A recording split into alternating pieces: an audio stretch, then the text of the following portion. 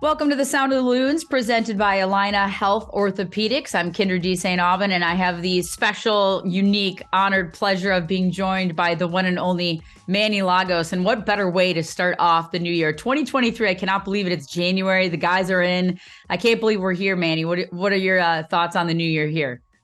Well, Happy New Year. It felt like a long off season, but between the World Cup and then the fact that we're starting earliest we've ever started the history of the club, it was short. We're ready to go, but it certainly came right after the new year. Speaking of the World Cup, it did kind of fly by because the second the season ended, guys were off. They were flying, overseas, joining their national teams, whatever, going home, whatever they might be doing. And then we had the luxury and the pleasure of actually having a World Cup during kind of that Thanksgiving, Christmas break. You and I were lucky enough to do some shows before the men's national team games out at the stadium, out at Allianz Field. And I haven't even talked to you since the winner of the World Cup was named. What are your overall feelings and your thoughts on the World Cup? Argentina winning, Messi, but just the feeling of the tournament as a whole and sort of the parity in the tournament. Yeah, I think from a soccer standpoint, I thought it was an outstanding World Cup. I thought the games were competitive. I thought there was a ton of compelling storylines. And I certainly was happy with the result by the U.S. and getting out of the group and really having to fight to figure that out. Certainly think we would have liked to have that game back against the Dutch, because I think we could have even pushed them a little bit more to maybe sneak that win and continue in the tournament. But overall, I think going in the goals of the U.S. and in the goals of that particular group, I think they did a great job of getting out of it. And I think they showed a lot of growth and maturity from not making the World Cup 4 years ago. And certainly it kind of shifts to some nice excitement for the buildup of the next 4 years with us hosting, along with Mexico and Canada in 2026.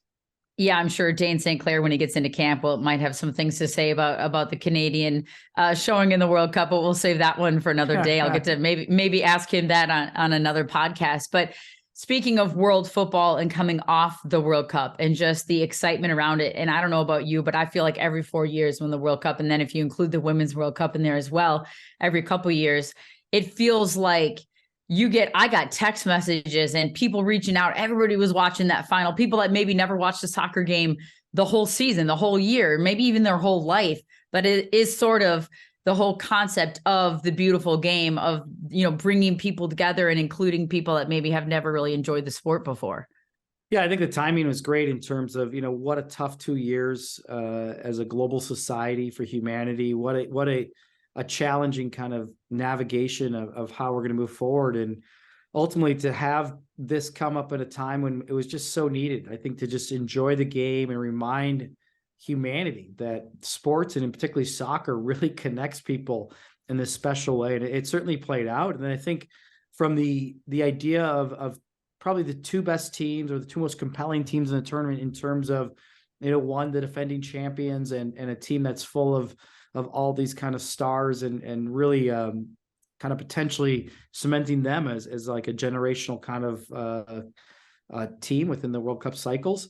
And then a team that has the best player of all time on it, that had never won a World Cup and had to figure out a way to galvanize around his qualities, his stardom, and then have all these guys who, not all of them were stars, but all of them left the tournament stars. And certainly Argentina's resilience, their ability to navigate adversity, especially by losing that first game, and come together and really kind of, I think, remind us about the need for quality and stars, but also just the need for guys wanting to come together as a group and fight and work for each other. I kind of describe them as kind of these straight fighters that every game were ready to take on the world. And it came out through in the final. I mean, they really took it to France. I mean, it took France a full 70 minutes to really figure out a way to get back into the game, which was a credit to what Argentina had been doing the whole tournament. And I think for that, they really deserved it. They really, every game got better, and every game showed something different than the game before that made them the true champions. When you just said it, Messi, maybe arguably the best player Currently, for sure. No argument. No argument. No argument in your mind. Okay. Okay. Well, we're going to transition to maybe another, that there may be an argument in the sense of there was also a conversation during the World Cup about Pelé, another legendary soccer player, and maybe at his time, the greatest player in the game, passing away in December 29th. So shortly after the tournament ended, but I know he wasn't doing well during the tournament. So it got quite a few mentions on the broadcast and whatnot. What would you say when you, what is the first thing that comes in your mind when you hear Pelé? What is the first thought that comes to your mind? I think of probably the soccer and the person combined. I think about, unlike Messi, Pelé actually had a huge impact on the sport in this country. He certainly is one of the many faces of the NASL of the 70s that inspired and gave me a picture of the sport and what it can be and what it was at that time. And certainly he made an impression, but not just because of the brilliance of what he was on the field, but the kind of person he was. And then I think, as you evolve and you grow into your own professional career like I had, or if you grow into soccer like other people do, or anybody involved in the sport, and to see somebody to use their career as arguably the best player of all time at the time, and then use that to really create a bond with humanity and with the world through soccer. It was incredibly inspiring. And certainly, I think we're so lucky in this country to have experienced a time period of him both on the field and certainly a time period where he showed up in this country to inspire us off the field. And ultimately, again, I think he is a example of what you can do in this sport, both on and off the field. I think too, he just had that legendary smile. He reminds me of one of those players, especially when you go back and watch footage of him, of like truly just joy in the game. Like he was finding joy. That was his happy place. It wasn't work to him. It felt like there was no place he would rather be in the moment, and every moment on the field. Not that he wasn't working hard, but you could see a joy about him when he was playing the game. And to think that he was in his first World Cup when he was only 17 years old and scored a couple goals in the final of that World Cup. I believe it was against Sweden in a 5-2 win. So, I mean, what does that say when you have a player like that who comes from that kind of a background with all the players now, all these athletes now have so much at their disposal when we talk about, especially at that level, college and national teams, what they have to, enhance their training and their skills. And what those guys had to work with. I mean, what would you say about his time and his life and his career and sort of his charisma around the game? Yeah, I think, there is at times we romanticize the past because of just the reality of it. It's a different time period, a different game. The game has essentially somewhat different rules or different kind of focuses. And ultimately for me, I think it just exposes again how brilliant and really, let's just talk about the individual brilliance of what type of soccer player it was. This was a guy who you could look at pretty much every type of movement, every type of kind of offensive goal, every type of dribbling move. I don't care if it's the Cruyff cutback or if it's the Ronaldo stepovers, the Redondas, like he was doing all that. And you can see it and you can find any type of footage. Go look, you will see this is a guy who was the original genius of the game that, really inspired a whole generation of soccer players around the world that they wanted to emulate. And again, I think it's pretty amazing when you watch a game and you see what type of skill these guys have. You had this kid at 17 just bursting onto the scene at the World Cup to do that and then do it for so many decades was really impressive. And I know you and I were just talking before we started recording. This is the last thing I'll say about him. And when you ripped on me because I asked you if you played against him and I wondered how old you were. But I was just thinking back to when I was in the USA Cup, harkening back to the NSC days and the USA Cup and everything going on there. And we had this dance competition inside the Metrodome of all places. Was the opening ceremonies. You remember how teams would parade into the Metrodome at the time and my team won this silly dance competition when I was 12. And he was the one who handed us the warm-ups. And at the time when I was 12, I probably didn't fully appreciate that, but I repeat that story so often. But here's a guy, legendary, best in the world, at the craft. And here he is coming to, the United States, to the USA Cup in Blaine and Minneapolis, Minnesota, to be a part of it and hand 12-year-olds warm-ups. I mean, that kind of tells you a lot about the guy. It really does. And also, I love that you tied in the Minnesota connection there. Obviously, the Thunder was a big part of helping promote and build the USA Cup and was a part of that USA Cup ceremony. I was off playing in a different market at the time, but I definitely have a ton of photos of my friends who went out with him, have pictures with him, have pictures with that smile you talked about. So that was a really cool moment to have him, participate in one of our iconic events here in Minnesota.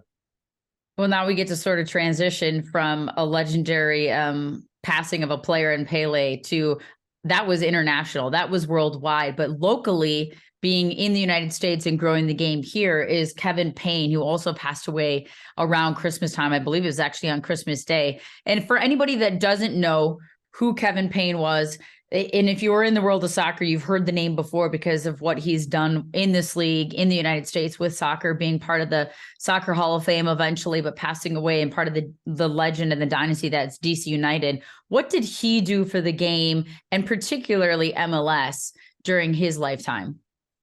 Well, again, I think a lot of people maybe don't know the decades of work and energy and effort that there's been so many great pioneers both on and off the field to keep this game going, to keep pushing and building to grow something that can be viable in terms of a global league or global leagues or global country that can compete. And we're certainly seeing, a lot of the benefits of a lot of individuals that have put so much time and energy into it. And this is a guy who I think, was relentless in that. He was relentless in fighting to make sure we kept MLS going, we kept it building, we kept it growing.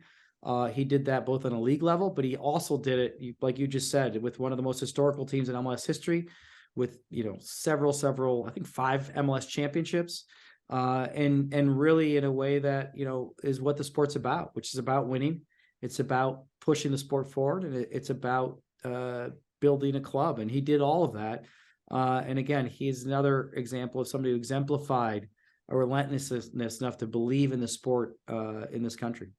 Well, and I think we're fortunate to have people like him that were part of the original fabric of trying to grow this game and grow the league in the right way so it would be sustainable, because that was a long haul from the start of MLS to where it is now. But even locally, we talk about legends that pave the way and are making sure that the fabric of this sport grows. And I remember talking to Amos McGee about it when he transitioned into his new role in some of the youth development, and your dad's name always comes up. I mean, there is nobody else more synonymous with growing the game in the state of Minnesota than Buzz Lagos. And so like on a local level, that sort of feels like what Kevin Payne was on a national level, trying to make sure that you grow the game in the right way so it can be sustainable and everybody can still be having fun and it can be, it has to be profitable at the end of the day, at least on the MLS level. Yeah, I appreciate it. Again, there's certainly, some great names and great people who over these decades in Minnesota have really pushed the sport and really have kept it going. We were just talking about the kicks of the 70s, and you have that run from 1976 to 1981 was just amazing, impressionable for me as a young person, and how that got so many people like my father really excited about his own trajectory as a coach and wanting to coach at a high level and wanting to push and really be a teacher for so many young boys and girls in the community. And then obviously you had the 1 year of outdoor soccer, I think in 84 in the Metrodome with the Strikers coming on with the Robbie family. I think from 84 to 88, we had an indoor soccer, which was essentially vital because that was the only energy that was really being output in Minnesota from a professional level. And then certainly when you started in 1990, where this Thunder, which started amateur, really was to me the result of that generation of growing up. And now you had all these top level college kids that were moving on to the pro ranks. And that's how the Thunder kind of born out, where it really had a base level of Minnesota amateur guys that became pro soccer players via this avenue. And I think the one thing about Kevin that's important is that, there's a soccer side, but the reality is the other superstars of this sport are currently, have been in the past, and will be also the front office people, the people that have to really help us figure out a way to make the sport more relevant. Certainly, the awesomeness of developing and producing and creating talent that can come together and win for Minnesota or for MLS as a league versus CONCACAF, or frankly versus the rest of the world, is vitally important. But the off the field stuff is also the next phase of superstars, because ultimately we have to continue to build the brand, build the relevancy, and build the product while we still continue to develop and execute the reality that we want to be one of the top leagues in the world.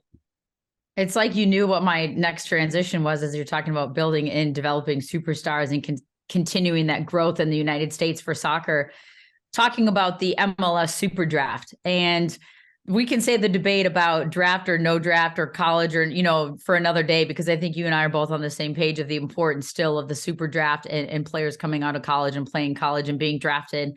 But what did Minnesota United want to accomplish in this draft? Did they accomplish it? You can maybe explain to us a little bit about the signing of Emmanuel Iwe, who was already part of Minnesota United, but you had to draft him. And then, of course, Ryan Jiba, who we can talk about where you guys and where as a club you first saw him play, what intrigued you about him, and what you think you got in him as a pick. Sure, I appreciate it. I think first and foremost, I would say the college draft to me is and always will be an important mechanism to build your roster, because you're kind of looking at a secondary type of development model based off of when you have your academy and those kids are right around 18, 19. You have to make a decision on their pro trajectory. And then there's another phase of development that is away from your club in this country, where college, which has great facilities, is continuing to try to evolve to really have a year-round programming plan that really develops kids. That's a little bit more mature than the 18 and 19-year-old. And it's another catch-all way of finding more and more players who really want to play pro soccer. And again, I think the evolution of our games and leagues at the second, third, and fourth division and fifth division will continue to do that as well. But certainly the model of making sure that we as Minnesota United look to the college draft as value is vitally important. And going into this draft, it was a little bit unique, like you said, partly because, we were only down to 2 picks. We didn't have a 3rd round draft pick due to some other transactions in the past. And then we'll start with our 2nd round pick with Iwe. Essentially, there's a model here where he was college eligible still, because he came to our tryouts via a team in Minnesota, St. Cloud State, that was in college. And so we obviously chose to bring him in early. We chose to make sure we wanted to get to know him and wanted to see, this was a kid that we were really excited about. And so ultimately he's had a really good first year with the second team, had a little bit of an injury, but he's on a really good trajectory. So that was an easy one for us to say, hey, this is a really good investment, and we can continue that investment by making sure as a college eligible that this player continues on the trajectory with us. In terms of the 1st round pick, it was a little bit unique too, because it wasn't a kid right from college, but it was another one that left college a year early and had gotten some USL experience. It was a player that we knew really well, that we'd been following all year. So we really kind of honed in probably more positionally than we had in the past about this player. Sometimes you look at, best available versus position, or position versus best available. And this kind of case was kind of both for us. And we really wanted to make sure we set up to get the player we wanted, which it doesn't always work out that way. But this was a nice draft where, I think we really did a good job of making sure we got the player we wanted in the position that we were looking for.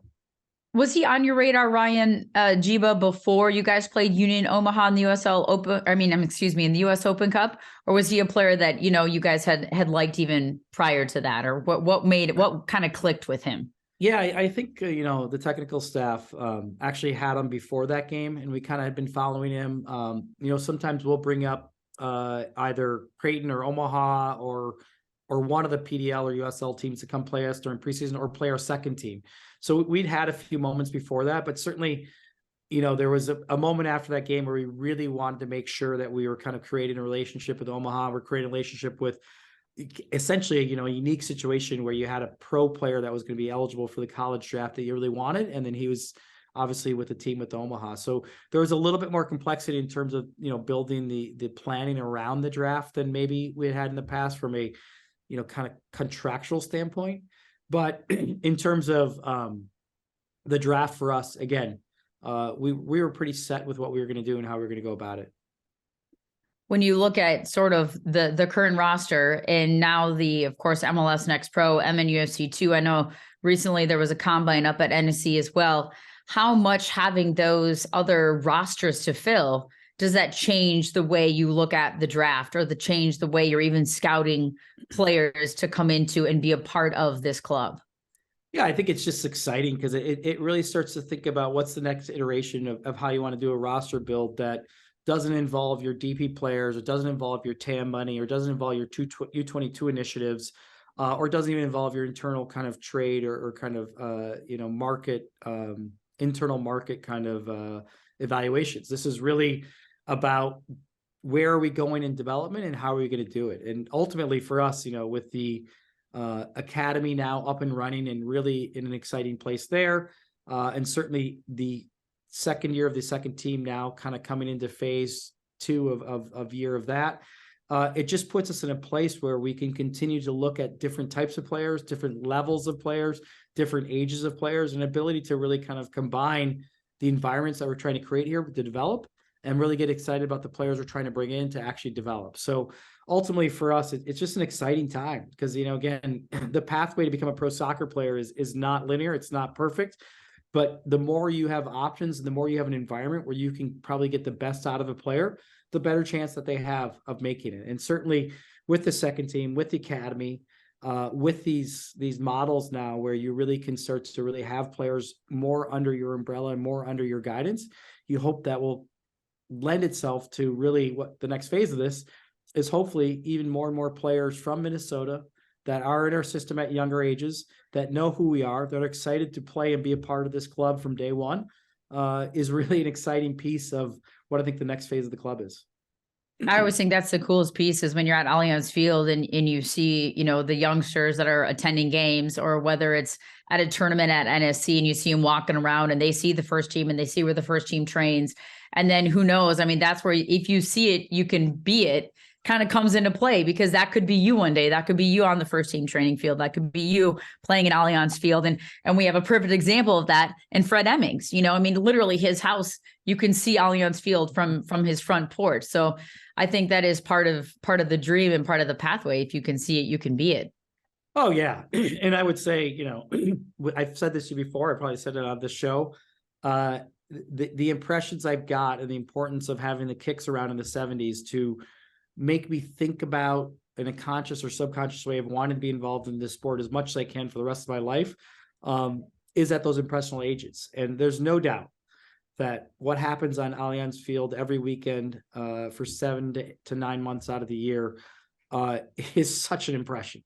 I mean, there's no doubt I am so excited for Minnesota soccer for the next couple of decades, because I know that there's tons of kids who are continually being exposed to such a cool, positive atmosphere environment about Minnesota soccer, about Minnesota United, about what we're trying to do, what we're trying to grow here. And, we're going to have a great generation of inspired kids that I think are going to be excited to be a part of what we're doing here.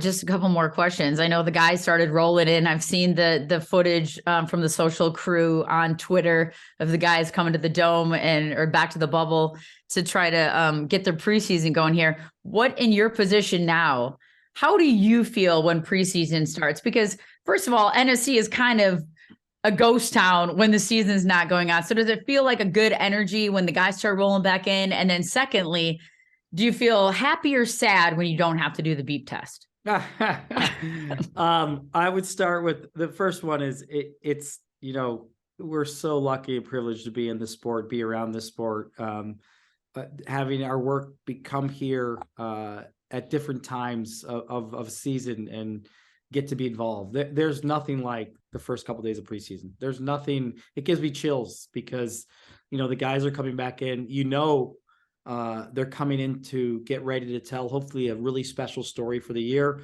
That the story is a tough grind and there has to be a ton of preparation physically, mentally. The unity of the group starts these first couple of days, and it really does. And the guys in the team know it, and they know that it takes a lot of work, a lot of preparation to get to the level of competing in this league. And then it takes even more if you want to make it a special year and win a championship. To me, It's been a great special days. You know, I put a shout out to our entire staff. There's a ton of work behind the scenes that goes into really getting this group ready to really be serviced the right way over the next 5 to 6 weeks before we start February 25th.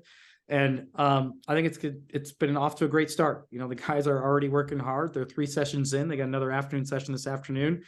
And for your second question, yeah, they're running a lot. It is definitely a huge part of soccer. Building your aerobic and anaerobic capacity is a massive part of competing. And I look at that as something I actually miss. You know, I couldn't pay for that again to tell somebody to work that hard. And I love that the guys kind of understand that's a big piece of who we are and what we are as a club. And they really embrace it. You know, they really understand how important that unity and hard work over these next couple of weeks are. And we'll have these guys in until Friday. They'll get a day off Saturday and they'll fly out to warmer weather where they can, you know, maybe focus on the same type of tenants we just talked about, but on a grass field and a little bit more focused on what we see, which is outdoor soccer come March. I'm sure that you could arrange a staff beep test or fitness day if you really wanted to. But I'm fine with like straightforward movements. It's the side to side and the jumping, you know, that I injure myself. So I try to stay in one straight line these days. Smart move. I've got gray hair now where I've got to be careful when I try to like get in there with the young guys. They're pretty fit nowadays. Well, thanks, Manny. I appreciate you joining us. I know we're going to catch up with you quite a few more times as the season goes on, and even preseason for sure, to try to touch base and give fans and listeners kind of an idea of what is going on when the team does go away, because it is hard when they go away. And the digital team, the video, everybody does such a great job of trying to keep people in touch with what's going on. But it's always nice to just hear from someone who's in the know.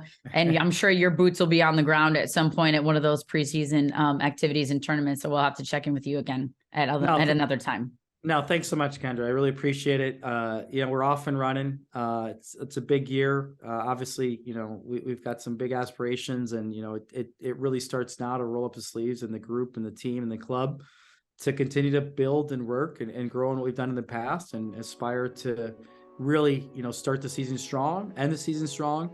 And a lot of that work starts right now.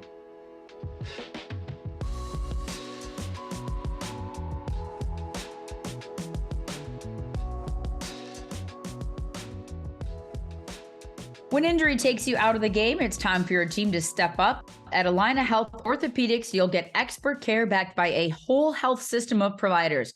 With records, test results, and care team, you are always close to the care you need. Schedule now at allinahealth.org/ortho.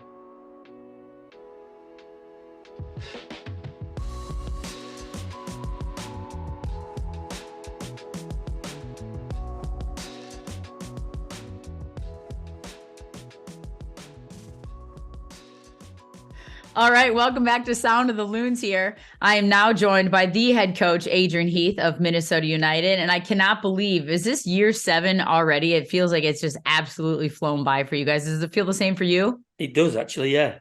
It was funny, we were talking about it when I was back home in December. And somebody asked me, I did a similar sort of thing there for Everton.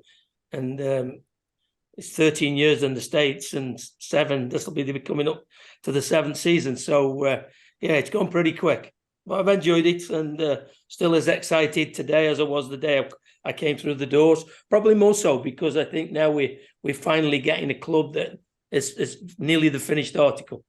You know, we've been building this over the last, you know, the training facility, the stadium. It's all coming along nicely, and we're nearly there now. Yeah, and when you look at, I could see the gray skies behind you, and I've saw some footage from the social digital team of guys coming back to Minnesota, back to the Dome. But I was like, this is downright balmy for some of these guys to come back to Minnesota this week. It actually feels pretty warm outside, so it's not too much of a shock for those guys. Well, I think for one or two of the South Americans, it's been a bit of a shock.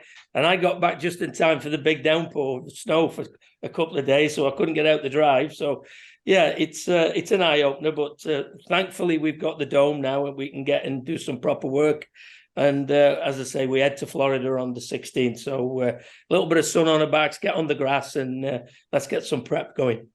Well, and you've always said that being a coach is the next best thing to playing. So when you enter preseason, you come back to the facility, do you get the same kind of excitement, adrenaline, sort of jitters in a different way, but now as a coach every year when everybody starts showing up? Yeah, because I don't know why this year, Kyndra, because I think because the World Cup was shoved in there, it seems longer to me, and I know it's not much different, but it just seems a longer break because of the World Cup. Obviously, it went a bit quicker because of the World Cup, which I think we were all grateful for. But no, I still get that excitement. I always refer to it's like first day at school. Everybody's new, everybody's trying to get to know each other with all the new players, etc. So no, it's a really good time.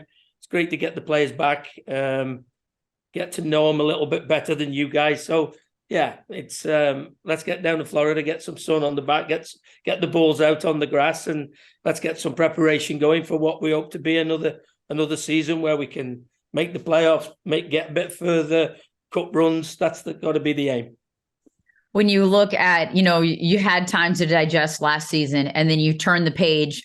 And really, you guys are already sort of turning the page in the sense that the scouting is ongoing. I mean, that's nonstop. That's never ending, regardless of where you are in the regular season, in the postseason, and whatnot. But when you look at the group that is coming in, that is showing up in Blaine this week, we can talk about veteran signing and the positionally, Daniil Henry, Zarek Valentin, but youngsters like Cameron Dunbar, and then you get Clint Irwin, another veteran of the league. Yeah. What was most exciting to you maybe about the offseason and some of the things that you did? Well, I think certainly we're not finished yet. We are looking to bring at least another 2, 3, 4 players in. We're down the road with a couple of them, which you'll hear about in the next sort of 3 or 4 days. I would think a couple of young defenders that we've already bought Ryan Jeeber in, who some of our supporters would probably know from Omaha, which. It's one of them difficult nights, but no, I've been really looking forward to looking at some of these younger players, Kyndra. It's funny that I looked at my list this morning. We got 10 players under the age of 24. Cameron Dunbar's coming as 20. It's a big year for Tanny, who we drafted last year. He's come back really, really fit. Mendes, 23, Bongi, 22, Joseph, 22. A couple of the younger guys we're going to be bringing in are under 23 as well. So I'm quite excited about that core group. And I think, we bought a few, as you said, veteran leadership people in, with Clint and Zarek and Daniil, and they will be invaluable because, we've got the Leagues Cup this year against the Mexican teams. That takes a month. Obviously, the Open Cup, we always try and take that seriously. So we're going to need all the players, but for me personally, looking at that young core group that we've got there, the likes of Arriaga and Rosales and Bongi and people like that, I'm really looking forward to see how they can progress. Most of them, it was their first year with us last year. So now they're comfortable in their environment. They know where they're coming. They know what to expect. They know what the coaches expect of them. So I'm really looking forward to hopefully them sort of maturing this year and becoming a mainstay for the group. When you look at specifically the back line and adding that depth in Daniil Henry and Zarek Valentin, we can look at the right back situation. DJ Taylor, towards the end of the season, there really cemented his spot, but you also have Benitez that can still play there. And now, as we just said, you brought Valentin in. What do you see from that back line? As we know, we're waiting to see what Debasi's status is and when he'll be available. But what do you see from that back line? Well, obviously, it was a big blow for us all with Debasi because everybody knows not only his leadership, but he's an understated central defender that people don't like playing against. He's quick, he's very athletic. And I thought that had an effect on us a little bit. But no, DJ came in and did brilliantly. He made the right back position his own, which wasn't easy because Alan Benitez come in, very experienced, played for Paraguay, but DJ beat him out for the position in the end. And as I say, we brought Daniil Henry in, who's done incredibly well in this league in the past. Zarek Valentin has come in and has been at the front of all the running. So he's obviously very, very fit and healthy. And as I say, we took Ryan Jeeber, so we think he's got a huge upside. We liked what we saw of him in the game, of the Open Cup game this year. So we kept tabs on him from then and we had to draft him because of the way the rules are. But for a 21-year-old, he's got, a little bit like DJ when DJ came to us from North Carolina. They've got like 80 games under their belt. So there's a little bit of experience there. But no, overall, I think with the couple of players that we hope to announce in the next few days, we have a really good mixture of experienced veteran players with leadership and some really young ones who we feel have got a really bright future. Can you give us any sort of an update on Dibassy or even a player like Hassani Dotson and what his status is coming back this year? Hassani's joined in for the first 2 days. He's without physical contact at this moment, but that's around the corner. I think March the 1st is the date that we've penciled in for him to join in completely. So that'll be great. It'd be nice having Hassani back, be like having a new player. And Dibassy's probably, I think, 3 or 4 months ahead of where I thought he was going to be. In all my years in football, and there's plenty of them, I've never seen that type of injury that Dibassy had. So it was a really, there's not an awful lot of research and a lot of experience for people to look at that type of injury. But he looks as though he's in real good condition, and we might even see him back before we thought we were going to do, which would be great.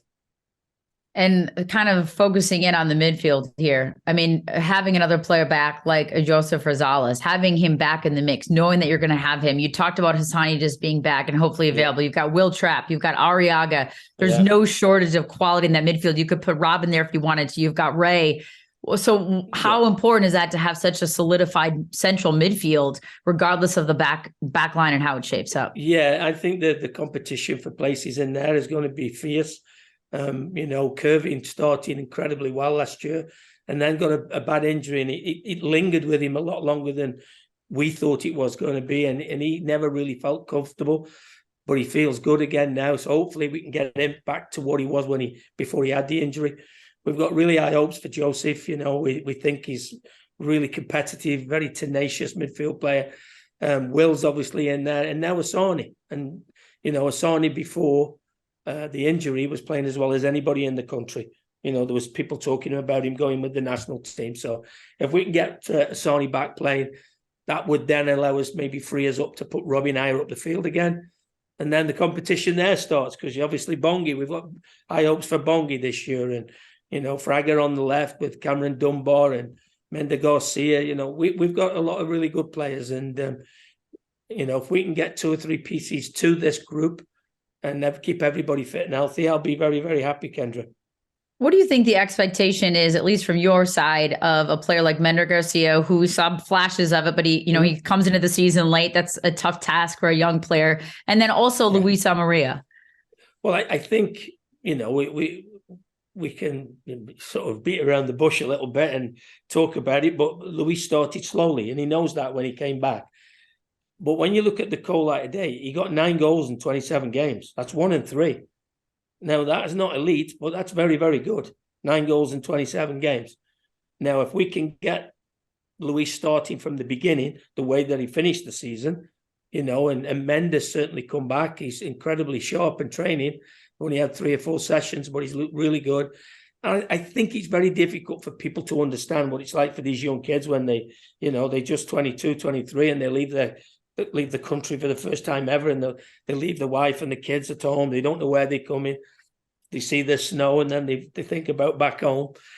So it's he will certainly be a lot more comfortable coming back to where where he knows where he's going now. He's got his house, he's got everything settled. So expecting big year for Mender, as I say. And we're looking to see if Bongi, I spoke to him before he left, and it was quite funny. I said to him, we need you to score more goals. I think that you can get between 8 and 12 goals a season. What do you think? And he said, I think I can score 25. I said, well, that's a little bit of a stretch, I think, Bongi, but I will be very pleased if you can get anywhere around 25. I've got to be honest. But no, we've got big hopes for them this year.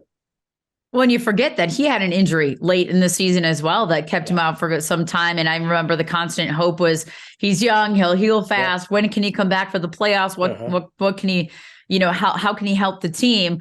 But we do, I think it's always nice to have guys that have high aspirations and goals like that. But you still want him to pass the ball every once in a while too. Yeah, exactly. But the one thing he did do, he got in there and got in really good spots.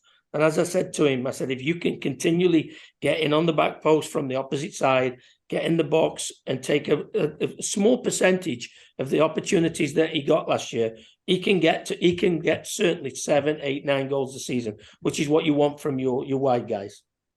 And just to touch on the goalkeeper situation briefly, as we know, Tyler Miller departed, and now you brought in Clint Irwin, but you still have Eric Dick and you still have Fred Emmings, who, are options as well. What does Clint Irwin give you, assuming that Dane St. Clair is going to remain? I don't think he's in yet, correct? You gave him a little extra time with the World Cup and whatnot. Yeah, Dane arrives tonight, I think. So he's missed, with the rest of the boys, he's missed 3 or 4 days, that's all. But he asked for a couple of days to finish his holiday. As he was with the World Cup for another month after everybody else. I think that was only fair to give him a bit of extra time. I think the biggest thing is with Clint is that the minute I spoke to him, he said, I'm not coming here to be number 2, which I felt was great, because I don't want him coming here thinking he's going to be number 2. I want him to come here and push Dane every single day in training. And if Dane drops his standards, then we've got somebody who's proven in the league to be able to be a really competent goalkeeper.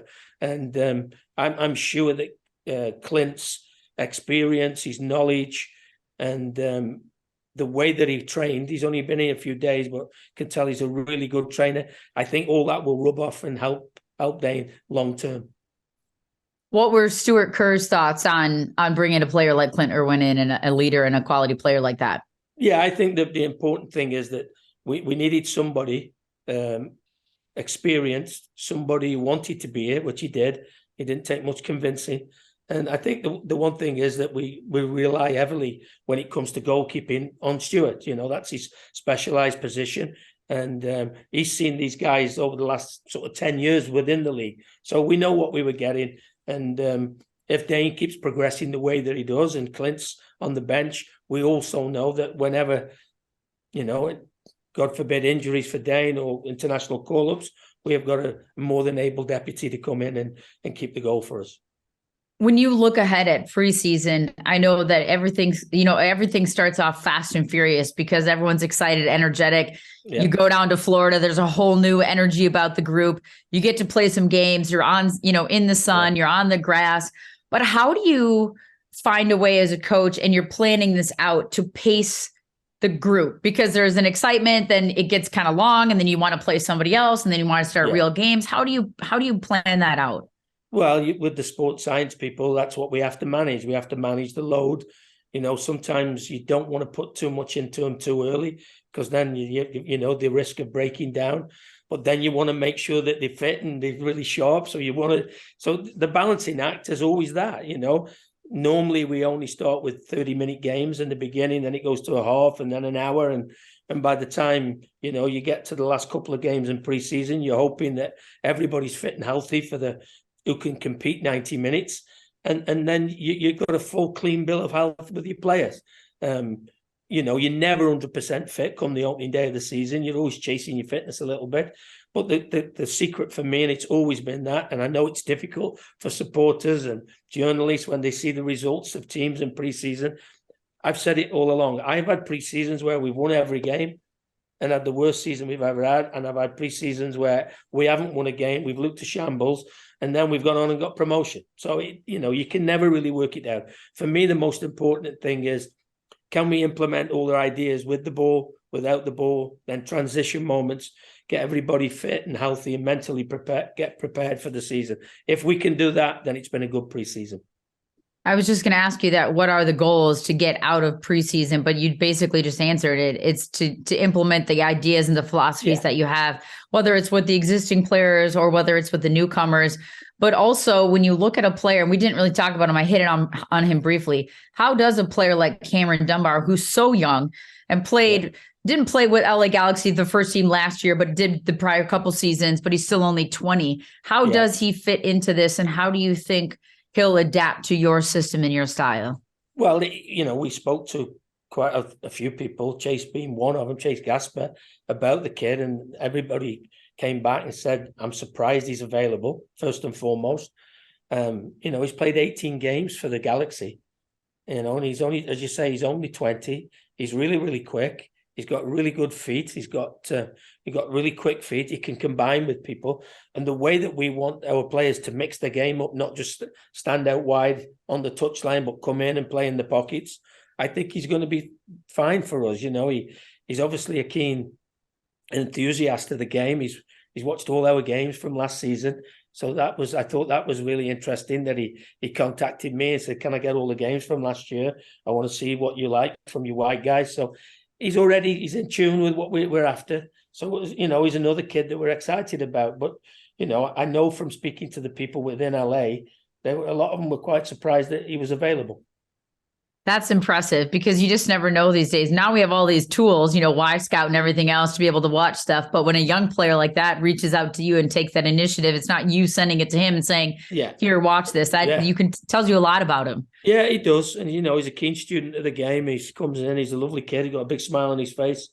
Met his mum and dad here when they came over. I don't think they'd ever seen the snow. They came down on the big day that we had the big dump a few days ago. So that was an eye opener for them.